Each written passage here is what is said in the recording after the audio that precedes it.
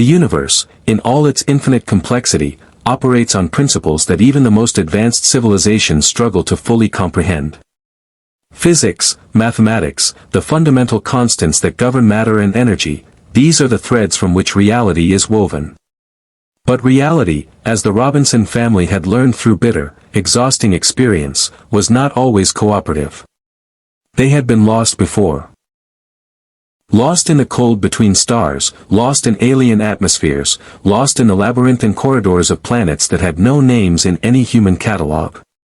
But nothing, not the methane storms of Priplanus, not the crystalline trap worlds of the outer reaches, not even Dr. Smith's endless parade of catastrophic miscalculations, had prepared them for this.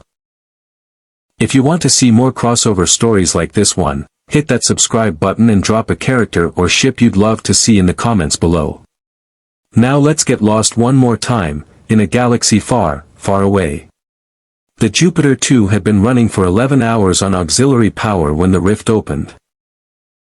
Professor John Robinson had been in the middle of recalibrating the ship's navigational array, a task that had become as routine as breathing after years of failed attempts to find a course back to Earth and the Alpha Centauri colony that felt more like a dream with each passing month. Maureen was in the galley, coaxing the food processors into producing something that approximated a real meal. Penny had her journal open, filling pages with sketches of alien flora from their last planetfall. Judy was running diagnostics in the medical bay. Will was on the lower deck with the robot, running a language subroutine the two of them had been quietly developing, a project that was equal parts science and friendship.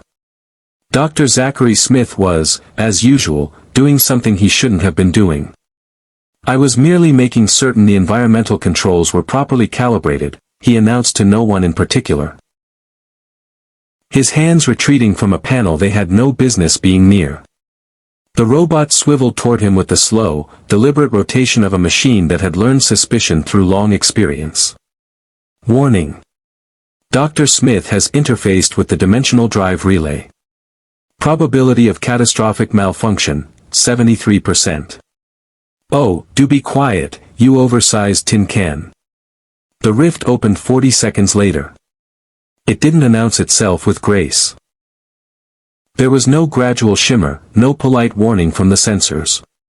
One moment the Jupiter 2 was suspended in the gray-violet stillness of an unnamed star system, the navigational computer cycling through its endless, fruitless calculations.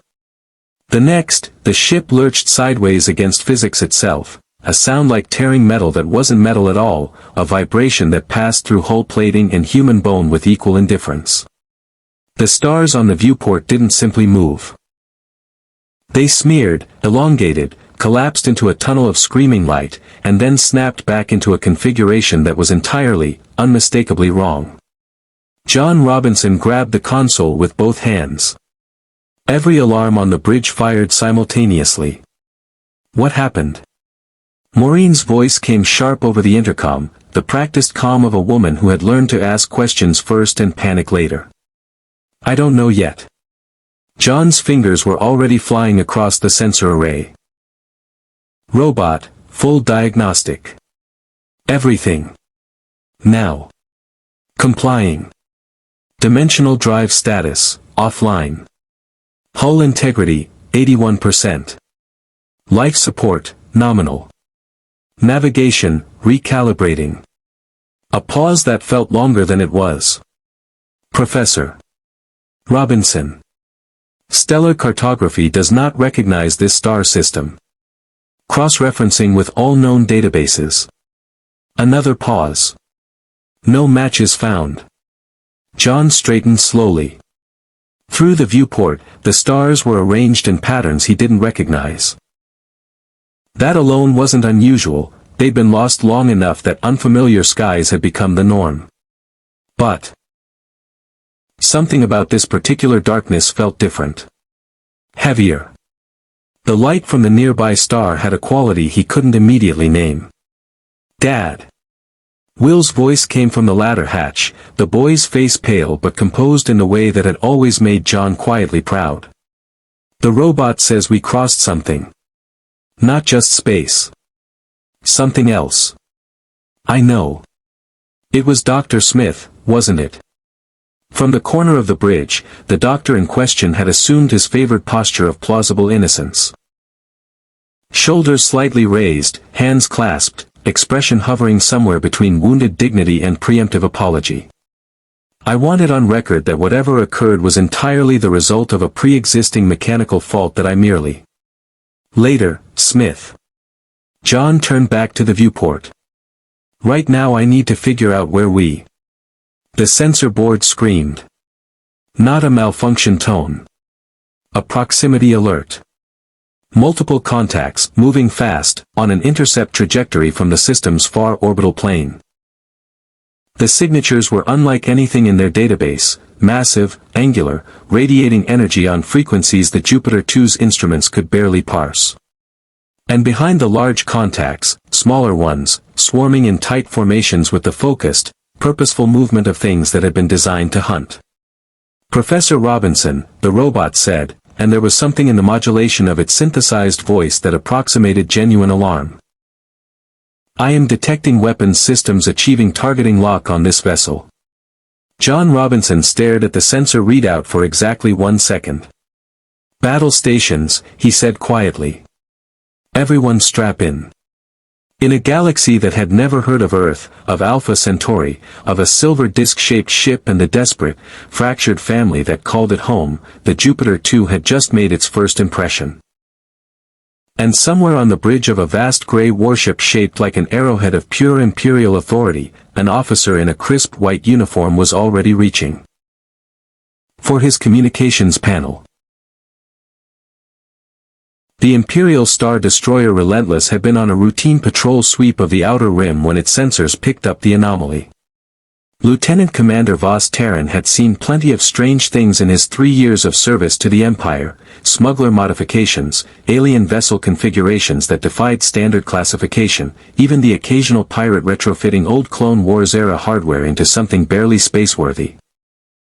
But the object now centered on his tactical display was none of those things.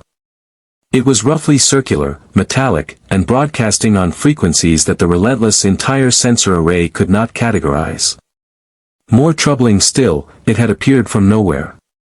Not from hyperspace, there had been no characteristic energy signature, no ripple in the fabric of real space that a hyperspace exit produced. It had simply materialized, as though the universe had briefly opened a door and shoved it through. Configuration unknown, the sensor officer reported, her voice carrying the careful neutrality of someone who understood that uncertainty was not welcome on an Imperial bridge. No match in Imperial registry. No match in any captured rebel vessel database. Weapons capability unknown. Drive system unknown. Terran clasped his hands behind his back. Hail them. The communications officer shook his head after a moment. No response on standard frequencies, sir. They may not be receiving on Imperial bands. Then send the ties. 4-ship intercept formation. Non-hostile approach, for now. I want that vessel intact.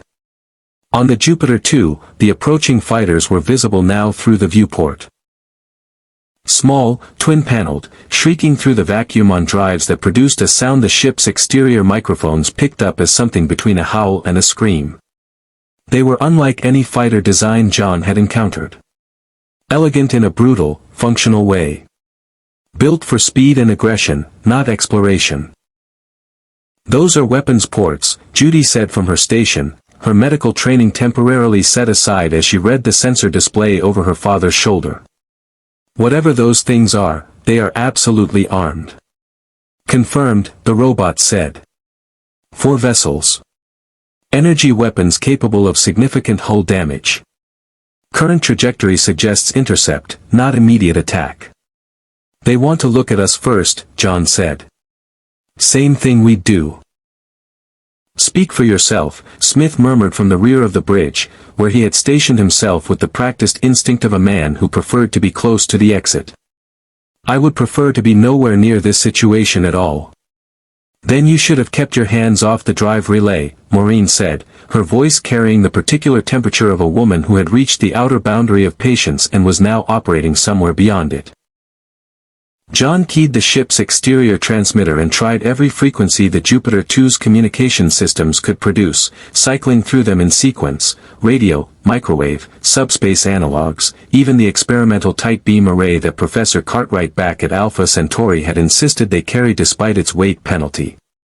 Nothing produced a response from the approaching vessels. The fighters completed their first pass at a distance close enough that their occupants, if they had occupants, could presumably see the Jupiter 2 clearly. Then they circled back, taking up positions at cardinal points around the ship like 4 precise corners of a cage. "They're boxing us in," Penny said quietly from the hatchway. She had her journal pressed against her chest, a habit she developed in moments of stress. "What does that mean?" "It means they want us to stay put," John said. He pulled up the long-range sensors.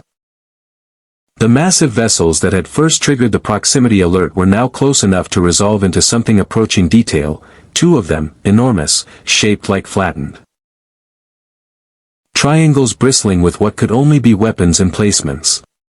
The scale was staggering. Each vessel was larger than anything humanity had ever constructed. Larger than any space station in the Earth colonies.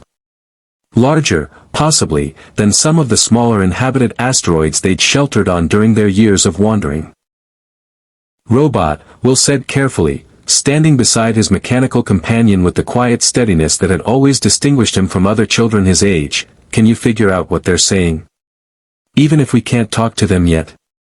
Attempting linguistic analysis of all received transmissions.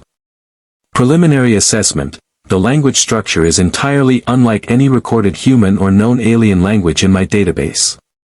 However, a pause. Mathematical patterns are present. Given sufficient time, translation may be possible. How much time? Uncertain. Hours. Possibly days. John Robinson looked at the 4 fighters holding perfect formation around his ship, at the 2 massive warships closing steadily from the distance, and made a calculation. They couldn't run, the dimensional drive was offline, the main engines were at partial capacity, and even at full power the Jupiter 2 had never been designed for combat evasion. They couldn't fight. Their defensive systems were exactly that, defensive, and the energy signatures coming off those warships suggested firepower that would reduce the Jupiter 2 to drifting debris in seconds. That left one option. "We wait," he said. "We let them come to us. And when they do, we show them we're not a threat." He looked around the bridge at his family, Maureen's steady eyes, Judy's focused calm, Penny's barely concealed fear, Will's trust. "We've made first contact before. We know how to do this." What John Robinson did not know, could not have known, was that Dr. Smith had already done something he absolutely should not have done. In the 40 seconds between the proximity alert and the arrival of the fighter escort, while everyone else on the bridge had been focused on the sensor display, Smith had slipped quietly to the secondary communications terminal at the rear of the bridge and, with the particular combination of cowardice and cunning that defined him, had opened a hailing frequency toward the nearest large vessel and begun transmitting. Not a greeting. Not a plea for help. Something far more dangerous. An offer. Dr. Smith had always possessed a singular talent for self-preservation that operated entirely independent of conscience. It was not cruelty, exactly, he bore the Robinsons no particular malice, had in fact developed something resembling genuine affection for young Will over their years of shared misadventure. But affection, in Smith's personal hierarchy of values, occupied a comfortable position well below survival, comfort, and the acquisition of whatever advantages the current situation might offer. He had sabotaged the Jupiter 2's original mission for far less than what he imagined he was offering now. A ship of this apparent power, backed by those enormous vessels, whatever authority they represented, it was the kind of authority that could get a man home. Or at least get a man somewhere considerably better than lost. His transmission had been brief and carefully worded in the only language he had available, English, delivered with the precise diction and theatrical gravitas that had always been his most reliable instrument. He had identified himself as the mission's senior officer. He had described the Jupiter 2 as a vessel of considerable scientific value. He had suggested, with delicate implication rather than explicit statement, that its navigation technology represented something unique and potentially extraordinary. And then he had closed the channel and returned to his position at the rear of the bridge before anyone turned around. The response came 18 minutes later, which was long enough that Smith had almost convinced himself the transmission had gone unheard. It did not come through the communications board. It came through the robot. The machine stiffened, every servo, every joint locking simultaneously in a posture that Will had learned to recognize as the mechanical equivalent of alarm. Its dome rotated in a full circle. Its optical sensors brightened. Incoming transmission. Language partially decoded using mathematical bridge protocols. Message as follows. The robot's voice shifted slightly, adopting a cadence that was clearly translated rather than generated. Unknown vessel. Your communication has been received. You will prepare for boarding. Resistance will be met with appropriate force. This is not a request. The bridge went very quiet. John turned slowly from the viewport. His eyes moved across his family, across Smith, and settled on Smith with the particular quality of stillness that was more unsettling than anger. Someone transmitted to them. It was not a question. Smith straightened his jacket with both hands. I was attempting to open diplomatic channels. Surely in our current situation, communication with the local authorities is not merely advisable but... What did you tell them, Smith? Still not a question. Only that we were a vessel of scientific significance and that our navigation technology was... He stopped, reading John's expression correctly for once. I may have slightly overstated certain capabilities. Maureen closed her eyes briefly. Judy made a sound that was not quite a word. Penny wrote something in her journal that was almost certainly not suitable for general audiences.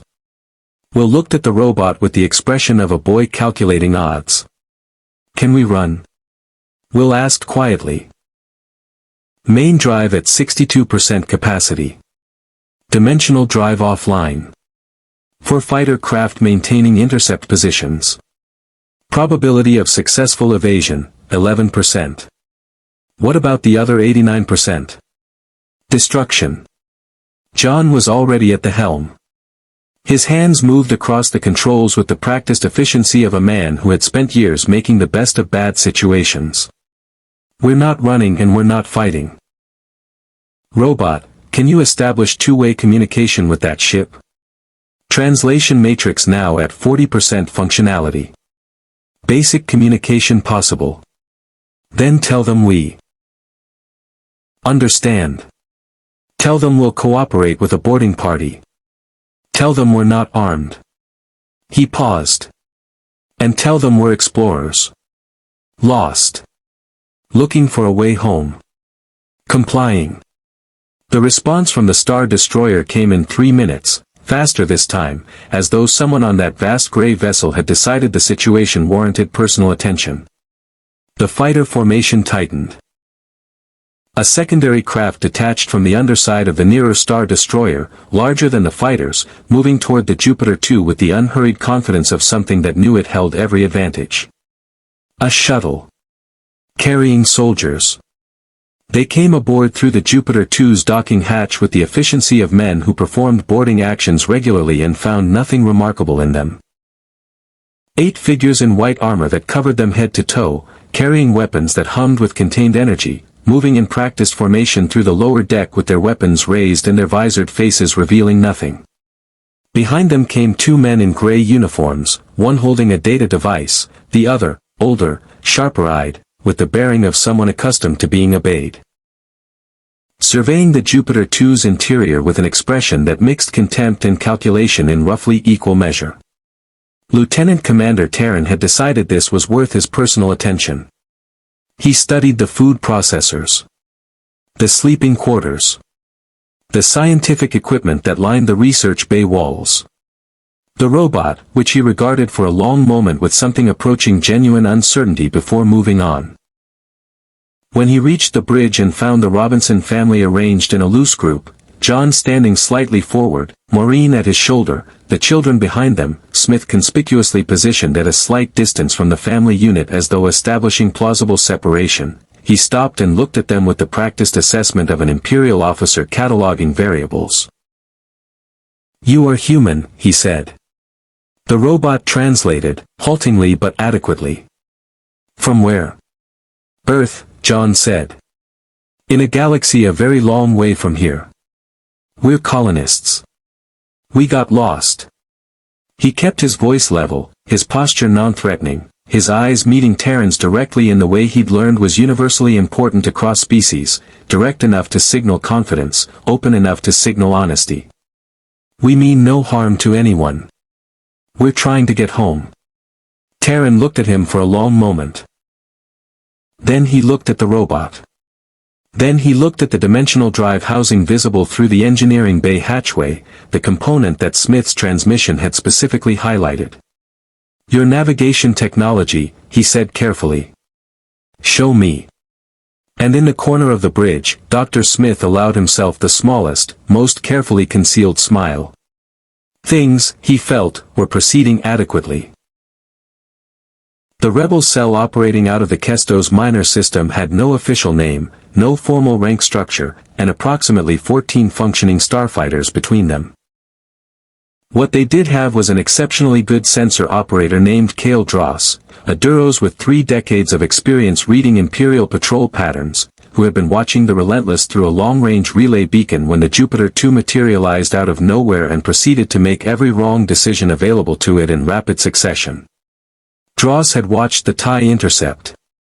Had watched the boarding shuttle deploy. Had listened to the fragmented transmissions the relay beacon managed to capture, enough to understand that whatever this strange vessel was, the Empire wanted it, and whatever the Empire wanted with sufficient urgency was something the Alliance to restore the Republic had an automatic interest in complicating. Commander Sarah Vantis had agreed without hesitation. Vantis was 34 years old, former Imperial Navy, with the particular quality of controlled intensity that characterized people who had seen exactly what the Empire was and made a deliberate, costly choice to stand against it. She had lost her ship at Ord Mantell. Had rebuilt something from the wreckage of that loss, both literal and personal. When Dross brought her the sensor data, she studied it for 90 seconds and then started giving orders. What happened next happened fast. The Relentless never saw the rebel attack coming, which was the point. The assault was not an assault in any conventional sense. Vantis had neither the firepower nor the numbers for a direct engagement with a Star Destroyer. What she had was a precisely timed distraction. 3 X-Wings dropped out of hyperspace on the Relentless' blind side, made one strafing pass across its dorsal hull, and jumped back to hyperspace before the TIE fighter response could fully scramble. It was the military equivalent of throwing a rock through a wind. Out and running, designed not to damage but to redirect attention. In the 4 minutes of chaos that followed, a single rebel transport slipped alongside the Jupiter 2, extended a docking collar, and a boarding party of 5 came through in considerably less ceremonial fashion than the Imperials had managed. John Robinson had his hand on the Jupiter 2's emergency defense panel when the hatch opened. He lowered it when he saw that the figures coming through were not in white armor, were not carrying Imperial weapons, and that the first one through had her hands raised and was speaking quickly in a language the robot translated with imperfect but adequate accuracy. "We are not your enemy. The people who just boarded your ship, they are. We have approximately 3 minutes before the Star Destroyer re-establishes full attention on your vessel. I need you to trust me right now and ask questions later." John Robinson looked at Sarah Vantis for exactly the same 1 second he'd given the Imperial sensor readout. Then he looked at Maureen, who gave him the slight nod that 18 years of marriage had made into a complete conversation. "Talk fast," he said. Vantis talked fast. The robot translated in real time, filling gaps with mathematical inference where vocabulary failed.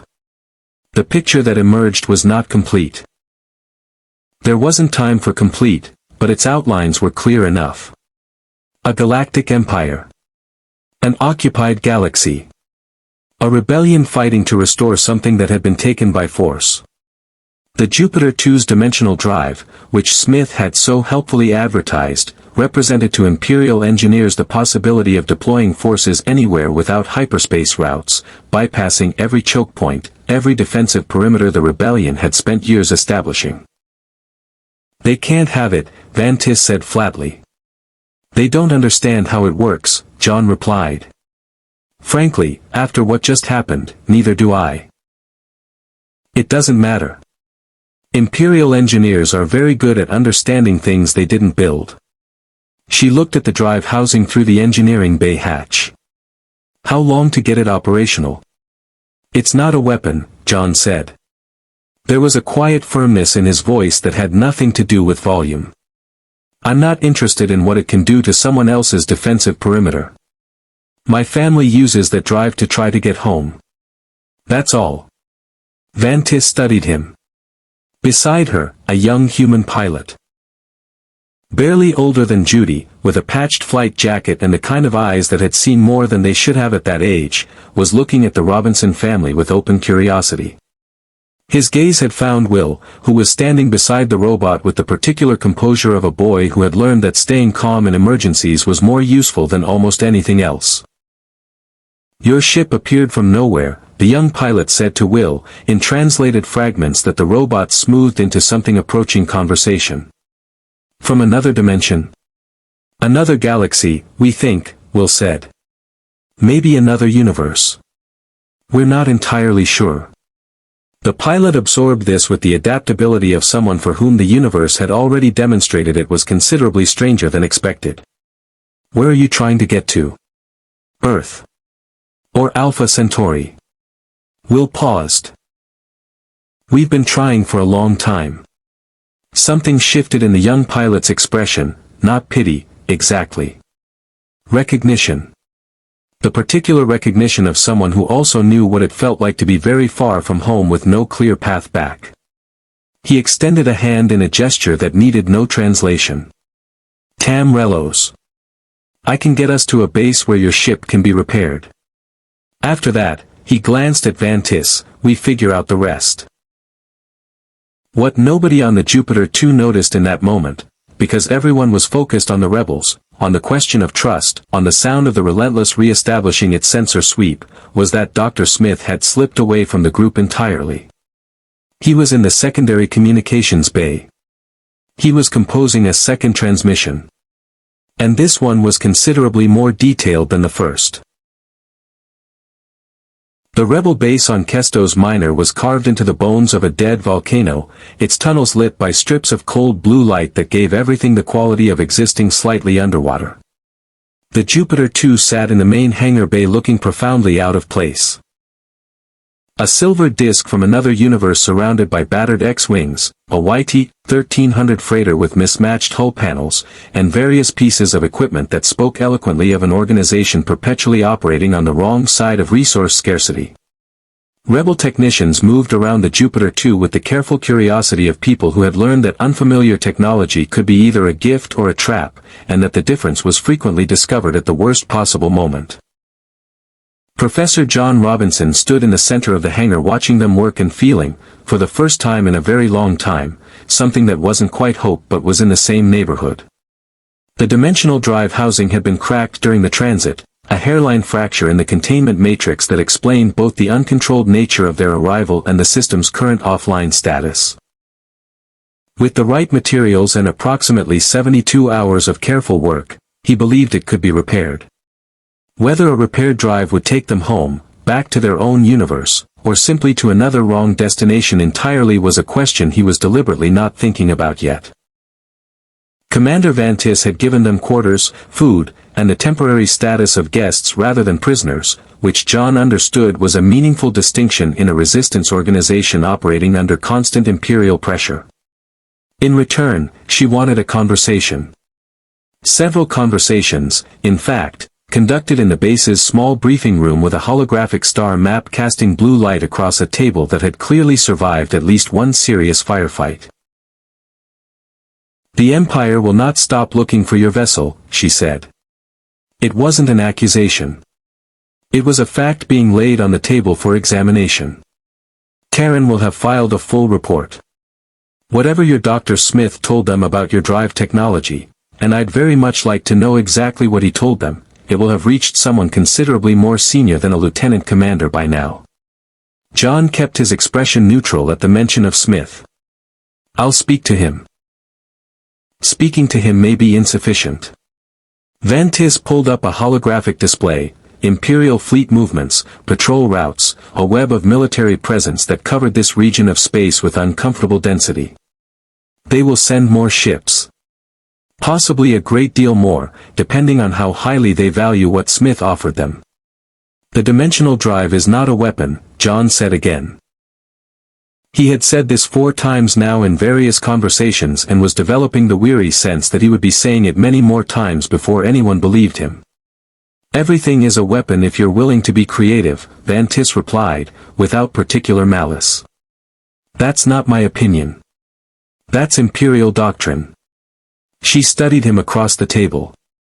I'm not asking you to give us the drive. I'm asking you to understand that your presence here has consequences for people who are already living with very difficult consequences. It was a fair point. John recognized fair points even when they were inconvenient. What are you asking for? Time. And information. You came from another dimension, another universe, possibly. Your technology is fundamentally different from anything the Empire has encountered. That difference might be useful in ways that have nothing to do with weapons. John considered this carefully. Across the table, Maureen was watching Vantis with the evaluative attention she brought to every new situation, reading not just words but the architecture of motivation beneath them. She gave John a small, considered nod. Not enthusiastic. Cautious. But present. We'll share what we can, John said. Scientific information. Navigation principles. Nothing that gets anyone killed. Meanwhile, in a corner of the rebel base's communications center that Tam Relos had made the mistake of leaving unattended, Dr. Smith was having what he privately considered a very productive afternoon. The young pilot had been generous enough, or naive enough, Smith preferred the former interpretation, to show him the base's communication systems as part of a general orientation tour. The explanation had been well-intentioned. Smith would need to know how to reach someone in an emergency. What Relos had not considered was that Smith's definition of emergency was highly personal and his definition of reaching someone was entirely without ethical constraint. The Imperial frequency he'd established during his first transmission was still active, cycling through a rotating encryption that his time with the Jupiter 2's communication systems had given him just enough technical knowledge to approximate. His second message had been more specific than the first. He had included the base's general stellar coordinates, not precise. He wasn't foolish enough to think precision was survivable if discovered, but close enough to be useful. He had reiterated the value of the dimensional drive. And he had added one new element, a personal request. Safe passage. Comfortable accommodations. A guarantee of return to whatever civilization in this galaxy most closely approximated Earth. He closed the channel with the careful satisfaction of a man who believed he was playing a very clever game. What Smith did not know, what he could not have known, operating as he was with no understanding of this galaxy's political landscape, was that his transmission had been intercepted not only by the Imperial vessel it was intended for, but by a second party entirely. A party with considerably more sophisticated monitoring equipment than the Relentless, considerably less interest in the dimensional drive, and considerably more interest in the people foolish enough to advertise their location twice in the same day. In the dark between stars, something old and patient and thoroughly unpleasant had taken notice of the Jupiter 2. And unlike the Empire, it wasn't interested in the ship's technology. It was interested in something far more valuable. The people inside it. Specifically, one small boy with an unusual affinity for machines, and the robot that had become his closest companion. The thing about Dr. Smith's bargain was that it had already begun to unravel before he finished making it. Lieutenant Commander Terran had indeed filed his report with the efficiency and thoroughness that Imperial service demanded. The report had moved up the chain of command with the velocity that reports containing phrases like dimensional transit technology and extra-universal origin tended to acquire. By the time it reached Moff Gregorian Vast, the regional authority for this sector, it had accumulated 3 layers of annotation from increasingly senior officers, each adding their own assessment of the technology's strategic value. Vast had read it twice, forwarded it immediately to Imperial Center with his personal endorsement, and then done something that Terran had not anticipated and Smith could not have predicted. He had told Darth Vader. Not directly. Moff Vast was not the kind of man who sought personal audiences with the Emperor's enforcer without considerable provocation. But the report had traveled through channels that Vader monitored, and Vader had the particular quality of attention that missed very little. The concept of dimensional transit, the ability to move between realities, to step outside the known universe and back again, was not merely a military asset. It touched something considerably deeper in Vader's personal calculus. Something that had nothing to do with Imperial strategy and everything to do with questions that had haunted him since long before he wore the black armor. Other universes. Other possibilities. Other versions of choices that could not be unmade. Vader had dispatched his own vessel within 6 hours of reading the report. On Kestos Minor, the first indication that something had changed came through Kale Dross's sensor array. A new Imperial presence entering the system's outer edge, moving with the kind of deliberate, unhurried confidence that suggested it had no concern whatsoever about being detected. Dross stared at his readout for a long moment, cross-referenced it against every Imperial vessel classification in the Rebel database, and then went to find Commander Vantis with an expression that communicated the severity of the situation before he spoke a word. "It's not a Star Destroyer," he said. Vantis looked at the display he brought her. The vessel was smaller than a Star Destroyer but radiating a power signature that the sensor array's upper range struggled to contain. "What is it?" "Executor-class command ship. Personal vessel." Dross paused. "Someone very senior wants whatever is in that hangar bay."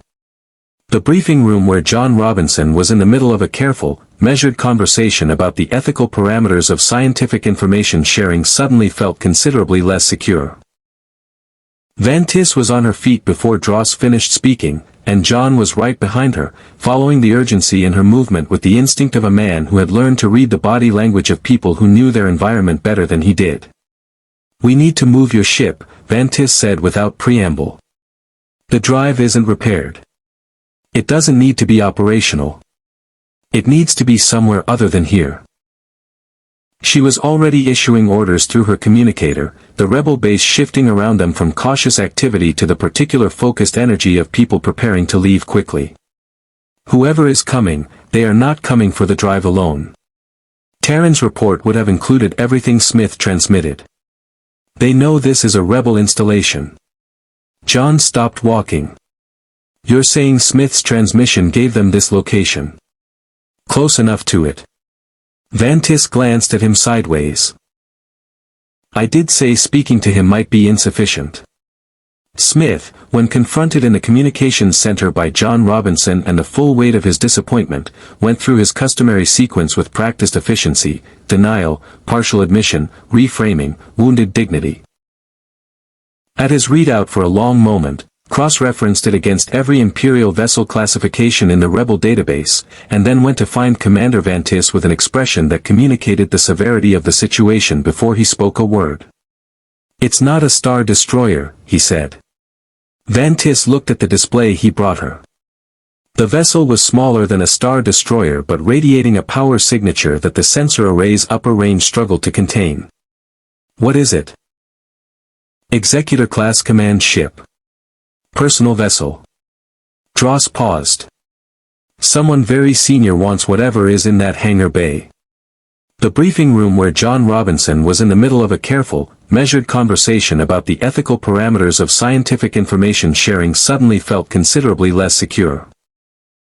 Vantis was on her feet before Dross finished speaking, and John was right behind her, following the urgency in her movement with the instinct of a man who had learned to read the body language of people who knew their environment better than he did. "We need to move your ship," Vantis said without preamble. "The drive isn't repaired. It doesn't need to be operational. It needs to be somewhere other than here." She was already issuing orders through her communicator, the rebel base shifting around them from cautious activity to the particular focused energy of people preparing to leave quickly. "Whoever is coming, they are not coming for the drive alone." Terran's report would have included everything Smith transmitted. "They know this is a rebel installation." John stopped walking. "You're saying Smith's transmission gave them this location?" "Close enough to it." Vantis glanced at him sideways. "I did say speaking to him might be insufficient." Smith, when confronted in the communications center by John Robinson and the full weight of his disappointment, went through his customary sequence with practiced efficiency: denial, partial admission, reframing, wounded dignity, and finally a version of remorse carefully calibrated to acknowledge wrongdoing without actually accepting responsibility for consequences. John listened to all of it with the patience of long experience and then said, very quietly, that Smith would remain in his quarters for the duration of whatever came next, and that the robot would be stationed outside his door. "That seems rather excessive," Smith protested. "It seems entirely appropriate," the robot replied. Will had been listening from the corridor. He said nothing when his father emerged from the communications center, which was sometimes more eloquent than anything he could have said. John put a hand briefly on his son's shoulder and they walked together toward the hangar bay where rebel technicians were working with renewed urgency on the Jupiter 2's drive housing. Tam Relos fell into step beside Will with the easy companionship that had developed between them over the past several hours. The particular friendship that forms quickly between young people in difficult circumstances, built less on shared history than on shared present-tense reality. Relos had been telling Will about the rebellion in fragments, filling in context that the robot's translations could convey in word but not in weight. The Clone Wars. The rise of the Empire. Planets occupied, voices silenced, the slow grinding replacement of a republic with something that wore its institutions like a mask. "The man coming," Will said carefully, "the one your sensors detected. Who is he?" Relos was quiet for a moment. In the cold blue light of the tunnel they were walking through, his expression carried something that was not quite fear but was close enough to its border to be worth noting. "His name is Darth Vader. He serves the Emperor directly." Another pause. "People who meet him don't usually get to talk about it afterward." Will absorbed this with the composure that had always distinguished him. Then he looked at the robot walking beside him, the worn paneling, the familiar hum of servos, the optical sensors that had watched over him since before he could clearly remember. "Robot," he said quietly, "what's your threat assessment?" The robot was silent for 3 full seconds, which was unusual. "Will Robinson," it finally said, "I assess the threat as significant. However." Another pause. "I also assess that we have faced significant threats before." Will almost smiled. "Yeah," he said. "We have." In the hangar bay, the Jupiter 2 sat waiting, its dimensional drive housing half repaired and the stars outside growing quietly, inexorably more complicated. The Imperial boarding party that came for the robot did not announce itself with the procedural courtesy of Lieutenant Commander Terran's initial visit. It came at 0300 base time, through a secondary access tunnel that Kale Dross's sensors had flagged as a potential vulnerability 3 weeks ago and that the base simply hadn't had the personnel to properly secure. 8 stormtroopers in black rather than white armor. Imperial intelligence units, Vantis identified them immediately by the shoulder markings, moving through the tunnel in single file with the silent efficiency of people who had done this many times in many places. They weren't after the drive. The intelligence directive that had come down through Vader's personal channel had been specific in ways that confused Terran and clarified everything for the Dark Lord himself. The robot represented something the Empire's best engineers had never encountered, a fully autonomous artificial intelligence of apparent sophistication, originating from a technological tradition entirely outside the known galaxy's development tree. Not a droid. Not a computer. Something that occupied a category Imperial classification systems didn't have a word for. Vader wanted it intact. Vader wanted it studied. And beneath that operational directive, in the space between words that only Vader himself could read, was something more personal, a machine that had genuine loyalty to a human child. A machine that chose. The philosophical implications were considerable. Will woke up because the robot woke him up. Not with an alarm. With a hand. The robot's large manipulator claw resting with deliberate gentleness on his shoulder, its optical sensors dimmed to the lowest possible output, its voice reduced to the absolute minimum audible threshold. Will Robinson. You must wake up. Quietly. Will was alert in seconds, the way children who have grown up in genuine danger learn to wake, completely, without the foggy transition that's safer. Childhoods allow. He looked at the robot. The robot's posture communicated everything necessary. Will reached for his boots without being told. They were 3 corridors away from his quarters when the stormtroopers found them. The confrontation lasted approximately 40 seconds, which was long enough for Will to understand several things simultaneously. That these soldiers were better trained than the ones who had boarded the Jupiter 2, that the robot's defensive systems were functioning at partial capacity due to the dimensional transit damage, and that the corridor they were in had exactly one exit that wasn't currently blocked by black armor and energy weapons. The robot put itself between Will and the stormtroopers with the absolute, uncomplicated priority of a machine for whom this calculation required no processing time whatsoever. Halt, it said, at full volume this time, every pretense of silence abandoned. You will not pass. What happened next woke up the entire base. Tam Relos reached Will first, coming around the far corner of the corridor at a run with his blaster already drawn, rebel instinct overriding the sleep he'd barely had. 3 other rebel fighters came behind him. The stormtroopers, finding their extraction route suddenly complicated by both a malfunctioning but determined autonomous machine and an armed rebel response, made the tactically sound decision to fall back toward their entry point, but not before 2 of them had attached something to the robot's lower chassis that Will didn't see until the stormtroopers were gone and the corridor was clear and the robot had stopped moving. A restraining device. Imperial manufacture. Designed for large droids but adaptable, clearly, to machines of unusual configuration.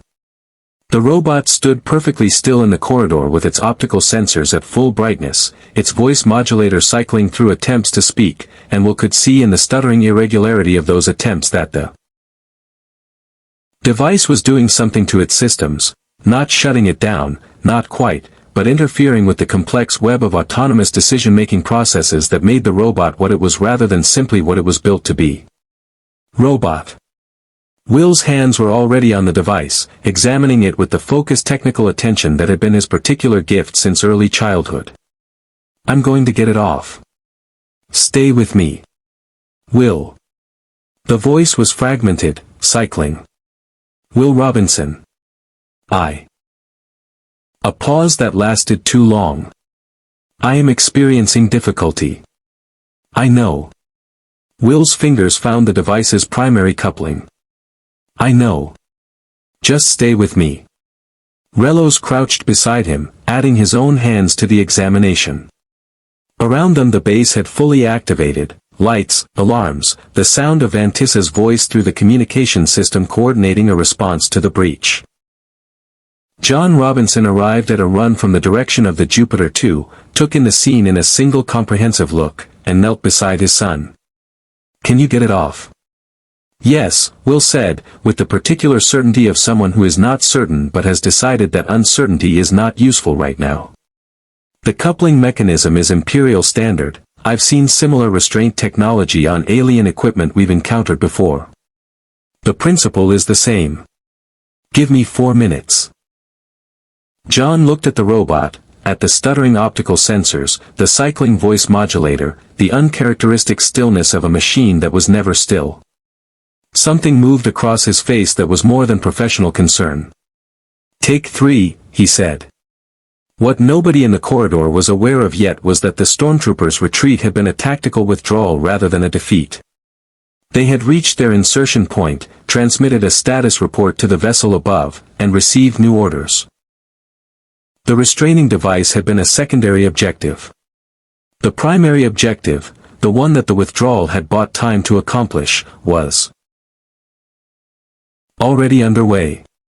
High above Kestos Minor, the Imperial Command ship had launched a full complement of TIE fighters and was moving into close orbital position with its weapons arrays fully charged. And on its bridge, standing with the stillness of absolute authority before a viewport that framed the planet below like a portrait of something already claimed, Darth Vader had made a decision. He would come himself. Darth Vader's shuttle entered Kestos Minor's atmosphere at an angle that the planet's weather systems attempted to resist and failed.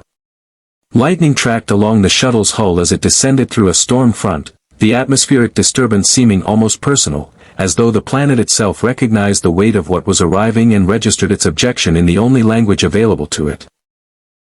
On the base's sensor array, Kale Dross watched the descent with the expression of a man whose threat assessments had all simultaneously maxed out and was now operating in territory his instruments weren't designed to measure.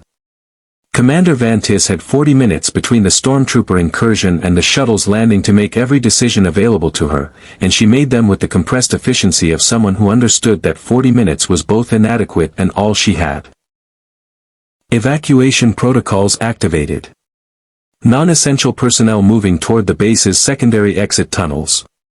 The 3 functional X-Wings fueled and crewed. The YT-1300 freighter loaded with the most critical supplies and equipment. And in the main hangar bay, John Robinson working alongside 2 rebel technicians on the Jupiter 2's dimensional drive housing with the focused desperation of a man who understood that the mathematics of the situation were not favorable.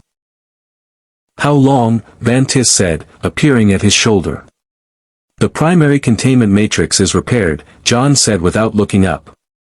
"The secondary coupling is 40 minutes. Maybe 35. You have 20. John looked up then. Vantissa's expression confirmed what her words implied. He turned back to the drive housing. 30, he said. "I can do 30. Will had freed the robot in 4 minutes and 17 seconds, which was close enough to 3 that John chose not to mention the discrepancy. The restraining device sat in pieces on the corridor floor, dismantled with a methodical precision that had impressed even Relos, who had grown up around mechanical systems and considered himself reasonably competent. The robot systems were cycling back to full functionality with the gradual completeness of something returning from a very long distance, its voice modulator stabilizing, its optical sensors returning to their characteristic steady glow. "How do you feel?" Will asked, which was a question most people would not have thought to ask a machine. "I feel," the robot said, and then paused in a way that seemed less like processing delay and more like consideration, "restored." "Thank you, Will Robinson." "Always," Will said simply. Relos had been watching this exchange with the open curiosity he'd been directing at Will since their first conversation. He pulled the younger boy aside as they moved toward the hangar. "That machine, the robot. It's not like any droid I've ever seen." "It's not a droid," Will said. "I'm not entirely sure what it is, honestly. But it's my friend." Relos absorbed this. In his experience, the Empire reduced everything to its functional value. Droids were tools, aliens were assets or threats, people were imperial subjects or enemies of the state. The idea of a machine as a friend, stated with that particular matter-of-fact certainty, landed somewhere in him that he didn't immediately have words for. "The Empire will want it back," he said. "Whatever Vader came here for, that device they put on it, they weren't trying to destroy it. They want to study it." "I know." Will's jaw set in an expression that looked remarkably like his father's. "They won't get the chance." Darth Vader walked through the base's main entrance with 4 Imperial Royal Guards and no particular urgency. The base was in controlled chaos around him. "Personnel evacuating," equipment being moved, the organized retreat of people who had practiced this and were executing it with competence if not comfort. He observed all of it with the detached assessment of someone for whom the rebel base's evacuation was a secondary concern. His primary concern was in the hangar bay, and he moved toward it with the absolute certainty of a man who always knew precisely where he was going. He stopped when he reached the hangar bay entrance. The Jupiter 2 sat in the center of the space, its silver disc hull gleaming under the bay lights, its configuration unlike anything in his considerable experience. 2 rebel technicians were retreating from it at speed. John Robinson was at its base, closing an access panel on the drive housing with hands that were moving quickly but not quickly enough to hide the slight tremor that had nothing to do with mechanical difficulty. Standing beside the ship's entry ramp, watching Vader's approach with an expression that mixed fear and defiance in the ratio of someone who had decided defiance was worth the fear, was a boy of perhaps 9 or 10 years old. And beside the boy, its optical sensors fixed on Vader with an intensity that was not programmed threat assessment but something considerably more complex, was a machine unlike any droid Vader had encountered. Vader stopped. The boy did not step back. That registered. In Vader's long experience, adults frequently held their ground through discipline or pride or desperation. Children almost never did. This one stood his ground with a quality that was not bravado. Bravado was performative, and this was something quieter and more absolute. It reminded him, with a precision that bypassed his considerable defenses, of someone he had known a very long time ago. "You are Will Robinson," Vader said. His voice filled the hangar bay with the ease of a sound accustomed to filling large spaces. The robot translated automatically, and the boy's expression indicated he'd understood. "Yes," Will said. "You freed the machine from its restraint." "Yes." Vader studied the robot. The robot studied Vader. "It is loyal to you," Vader said. It was not quite a question. "We're loyal to each other," Will said carefully. Something shifted in the quality of Vader's stillness, infinitesimal, visible only to someone paying very close attention, which Will was. Behind the shuttle's landing ramp at the hangar bay's far end, Dr. Smith had emerged from whatever shadow he'd been occupying, drawn by a catastrophically poor combination of curiosity and the persistent belief that this situation might still be salvageable from his personal perspective. He stepped forward with his hands raised in the universal gesture of non-threatening intent and his expression configured for maximum diplomatic impression. "My lord," Smith said, with the robot translating his careful, resonant baritone, "I am Dr. Zachary Smith, and I believe we have matters of mutual benefit to discuss." Vader turned to look at him. Smith's confident expression held for approximately 2 seconds before something in Vader's regard caused it to quietly collapse. What saved Dr. Smith from whatever Vader's regard had been building toward was John Robinson, who chose that precise moment to bring the Jupiter 2's dimensional drive fully online. The sound it made was not loud. That was the surprising thing. After years of catastrophic malfunctions and emergency activations and the general mechanical drama that had characterized the drive's entire operational history, its return to functionality announced itself with a low, steady hum that was almost gentle. A vibration that passed through the hangar bay floor and up through the souls of every person standing on it, a frequency that the robot sensors registered as dimensional containment achieving stable parameters for the first time since their arrival in this galaxy. The drive housing glowed with the soft blue-white light that meant the containment matrix was holding. John Robinson stood at the base of the ramp with his hand on the access panel and looked at Vader across 30 feet of hangar bay floor with the expression of a man who had just run out of time for any option except the direct one. "We're leaving," John said. The robot translated. "I'd prefer to do it without a fight."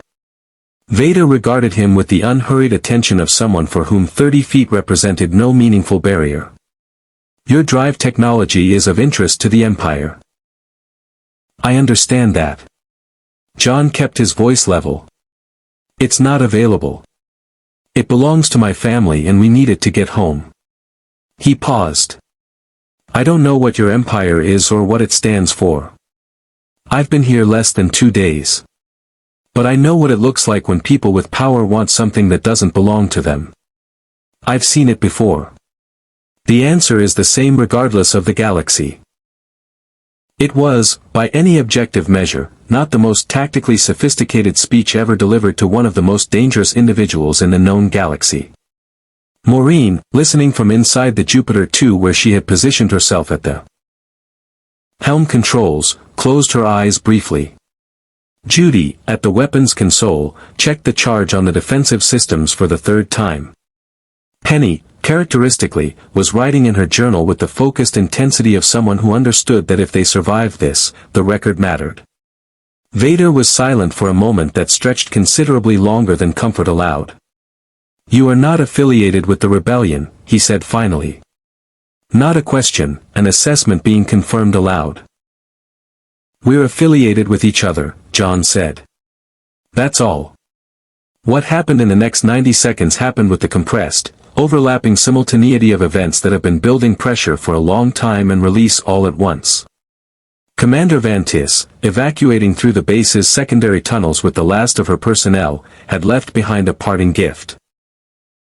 3 of the base's automated defense turrets, remotely activated, which opened fire on Vader's royal guards with the sudden, percussive authority of people who understood that creating a distraction was worth more than the hardware being sacrificed to create it. The guards scattered with trained efficiency. Vader deflected the turret fire with his lightsaber in a display that caused every Robinson family member who witnessed it to simultaneously revise every assumption they had formed about the nature of threat in this galaxy. Will Robinson, in the moment that Vader's attention shifted to the turrets, did something that nobody had told him to do and that nobody would have thought to tell him to do. He walked to the robot, placed his hand flat against its chassis in the particular way he had developed over years of communication that went beyond language, and said quietly, "Now." Calculations since the moment Vader entered the hangar bay. Not threat assessment calculations, those had been completed and filed and were not, in the robot's assessment, the most useful application of its processing capacity given the circumstances. What it had been calculating was the dimensional drive's energy signature, the hangar bay's structural tolerances, and the precise sequence of actions that would give the Jupiter 2 the maximum possible probability of leaving this planet without being destroyed in the attempt. It had been waiting, with the patience of a machine that understood waiting, for Will's signal. "Professor Robinson," it broadcast at full volume. "Initiate launch sequence. Now." John Robinson did not hesitate. The Jupiter 2 rose from the hangar bay floor on its landing jets with the urgency of something that had been patient long enough. The hangar bay's ceiling presented a structural obstacle that the ship's sensors had already mapped and that John had already calculated. A precise angle of exit through the bay's upper ventilation shaft that was technically too narrow and that the Jupiter 2 threaded anyway with approximately 14 inches of clearance on either side, hull plating screaming against rock and then suddenly against open air and then against the driving rain of Kesto's miner's perpetual storm front. In the hangar bay below, Vader watched the ship go. He made no move to stop it. The royal guards looked to him for the order to pursue and received, instead, stillness. He had felt something when he looked at the boy. Something in the Force that he had learned, over long and costly experience, not to ignore. Not the boy's potential, though that was present, unusual, worth noting. Something else. The quality of the loyalty between the boy and his machine. The completeness of it. The way it existed without condition or calculation, built from years of genuine interdependence rather than programming or obligation. He had not felt something like that in a very long time. Above the planet, the Jupiter 2 broke through the cloud layer into the hard black of space. The Imperial command ship was there, exactly where it should have been, its weapons arrays charged and its TIE fighter complement deployed in an intercept pattern that covered every standard escape vector with mathematical thoroughness. The Jupiter 2's dimensional drive did not use a standard escape vector. In the secondary communications bay, from which he had not been able to escape before launch because the robot had, with quiet and deliberate thoroughness, sealed the door, Dr. Smith gripped a handhold as the dimensional drive reached full power and said, to no one in particular, "Oh, dear." The dimensional rift was different this time. Not in its fundamental nature, the same tearing quality, the same smearing of stars into light tunnel geometry, the same bone-deep vibration that passed through hull and human body with equal indifference to the distinction. But where their arrival in this galaxy had been violent and uncontrolled, the product of Smith's interference and a damaged containment matrix, this departure had the quality of something intentional. John Robinson had his hands on the helm. The drive was functioning at full capacity for the first time in longer than he could immediately calculate. The containment matrix was holding. And the navigational computer, cross-referencing everything it had learned about dimensional transit from their arrival data, was doing something it had never successfully done before. It was plotting a course. Not to Alpha Centauri. That remained beyond its reach, a destination in a universe that the computer could identify in theoretical terms but could not yet reliably target. But somewhere. A specific somewhere, chosen rather than stumbled into, navigated rather than fallen through. Whether it was home or simply another wrong destination made somewhat more deliberately, John would not know until they arrived. But the act of choosing, of pointing the ship at something rather than simply away from something else, felt significant in a way that had nothing to do with navigation. Maureen watched the rift close behind them on the rear sensors and released a breath she had been holding, with slight variation, for approximately 48 hours. The Imperial command ship disappeared. Kesto's miner disappeared. The rain and the cold blue tunnels and the sound of rebel technicians and Tam Relos's young face with its mixture of curiosity and recognition, all of it folded into the light tunnel and was gone. Drive status, John said. Dimensional drive functioning at 91% capacity, the robot reported from its station. Containment matrix stable. Estimated transit duration, unknown. Destination confidence, 63%. 63%, Penny said from her seat, her journal open on her knee.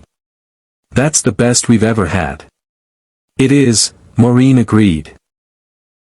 Judy ran a full systems diagnostic with the thoroughness that characterized everything she did, her medical training having long since extended itself by necessity into engineering competence. Hull stress from the hangar bay exit is significant but manageable. We have some scoring on the starboard plating. Nothing structural. She paused. We're intact. We're intact, John confirmed. From the secondary communications bay, the sound of a sealed door being tested from the inside with increasing frustration provided a familiar counterpoint to the relative calm of the bridge. John looked at the robot. The robot's optical sensors maintained their characteristic steady glow, communicating nothing and everything simultaneously. You can let him out, John said. I am aware, the robot said, and did not immediately move to do so. Will, watching from his station, allowed himself something that was not quite a smile but occupied the same general territory. Smith emerged from the communications bay with his jacket rumpled and his dignity reconstructed to the maximum extent the circumstances permitted, which was limited. He made his way to the bridge with the careful deliberateness of a man choosing his route through a minefield of deserved recrimination, settled into his customary position at the rear of the space, and said nothing for a period that was, by his historical standards, remarkably extended. It was Will who spoke to him first, which was characteristic. You were trying to get home, Will said. It wasn't an accusation. It was a recognition, the kind that Will Robinson had always been better at than most adults twice his age. That's why you transmitted to them. You thought they could send you back. Smith looked at the boy for a moment. The particular defenses that served him so well in almost every other context were, in Will's presence, consistently unreliable. I thought, he said carefully, that I was being practical. You were scared, Will said. You've been scared since we got lost. We all have been. He looked at Smith with the steady, uncomplicated directness that was his most consistent characteristic.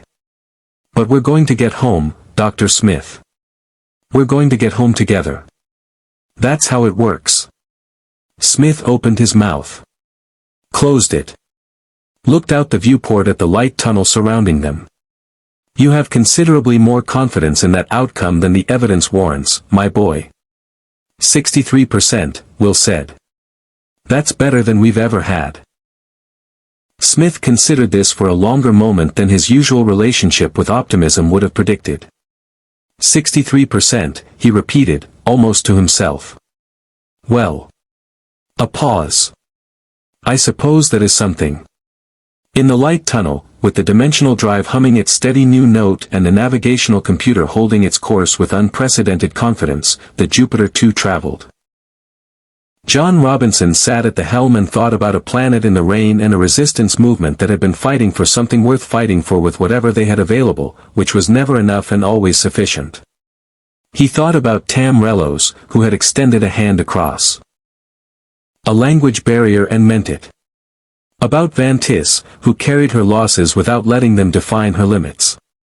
About a dark figure in a hangar bay who had watched a boy stand his ground and chosen, for reasons John would never fully understand, to let them go.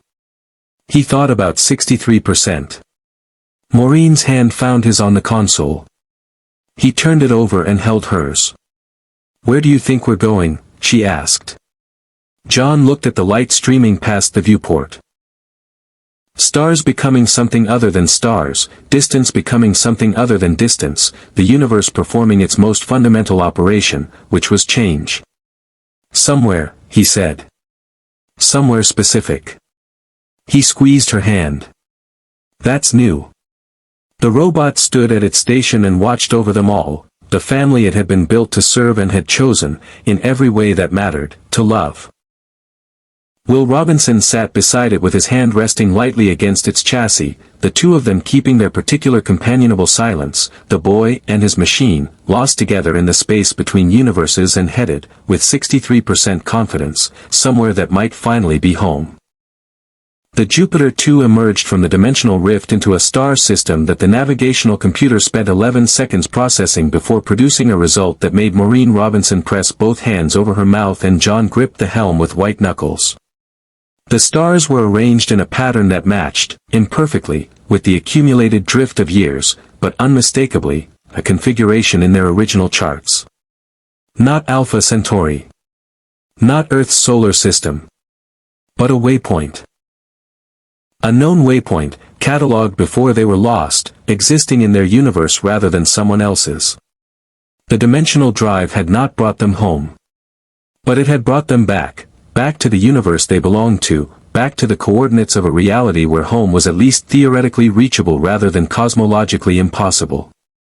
In the secondary communications bay, Dr. Smith sat quietly with his hands in his lap and did not attempt to touch anything. In the hangar bay, Penny Robinson opened her journal to a fresh page and began to write. In the medical bay, Judy ran diagnostics that all came back clean. And on the bridge, Will Robinson looked at the robot and the robot looked at Will Robinson, and between them passed the particular communication of two beings who have been through something extraordinary together and understand, without needing to say it, that the extraordinary is simply what their life is. Somewhere in a galaxy far away, an Imperial command ship held position above a dead rebel base, and on its bridge a figure in black armor stood before a viewport and thought about a boy who did not step back, and a machine that chose loyalty, and a family that measured hope in percentages and found 63 sufficient.